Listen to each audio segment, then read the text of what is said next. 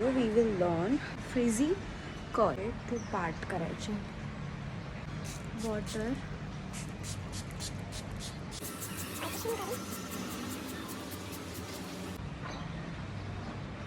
So मी माझ्या कर्लसाठी हे 2 मेंटेनचे प्रोडक्ट यूज करते.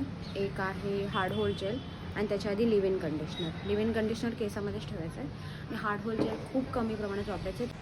2 पार्टमध्ये केस डिवाईड करायचं. म्हणजे मी वेट केले तर त्यामुळे थोडेसे ऑलरेडी माझे केस कर्ली दिसायला लागले. 2 वेळा ह्याच क्वांटिटीमध्ये हे, म्हणजे ही माझी पद्धत आहे. प्रोफेशनली अजून थोडं वेगळं आहे. ह्या दोन्ही पार्टिशनला एवढ्या क्वांटिटीने कंडिशनर घ्यायचं आहे. त्याच्यामध्ये असं थोड्या प्रमाणात पाणी मिक्स्ड ह्या कन्सिस्टन्सीमध्ये दोन्ही साईडला तुम्हाला असे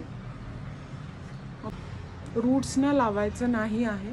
ह्या प्रोडक्टचे 2 फायदे आहेत की तुमचे केस खूप छान असे कर्ली दिसतात, बाउन्सी दिसतात, शायनी दिसतात. पण एक खूप मोठा तोटा आहे की खूप हेअरफॉल होतं जर रूटपासून हेअर स्ट्रॉंग नसतील तर.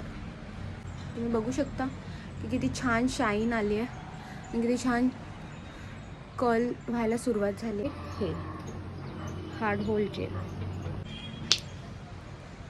थोडंसं मी हे जेल जास्ती वापरत नाही बिकॉज ह्या जेलनेच मला हेअरफॉलचा प्रॉब्लेम स्टार्ट झाला होता. त्यामुळे मी क्वांटिटी कमी केली आहे. सो दोन्ही पार्टिशनसाठी ही इनफ ऑफ अशी क्वांटिटी आहे. ह्याच्यामध्ये पण थोड्या प्रमाणात असं पाणी मिक्स आणि हे दिस अप्लाय ऑन अप्पर पार्ट. रूट्सना बिलकुल लावायचं नाही आहे.